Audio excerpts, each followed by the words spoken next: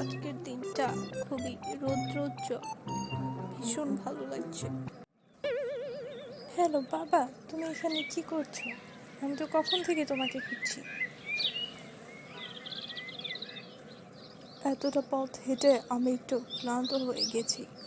এসো আমার পাশে এখানে একটু বসো। বাবা, যেহেতু তুমি ক্লান্ত, আসো তোমাকে একটা সুন্দর গল্প শোনাই। ঠিক আছে, শোনা। একবার একটি ময়না আর একটি কবুতর আকাশে উড়ছিল। ময়না পাখিটি খুবই আনন্দিত ছিল, কারণ সে একটি নতুন গান শিখেছিল। কবুতরটি তখন বলল, তুমি গাইতে ভালোবাসো, কিন্তু আমি মনে করি সুরের চেয়ে শান্তি বেশি গুরুত্বপূর্ণ।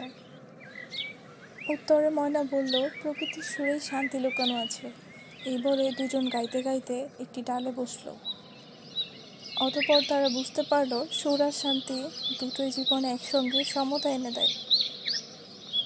বাহ, বেশ সুন্দর গল্প বলেছ তো।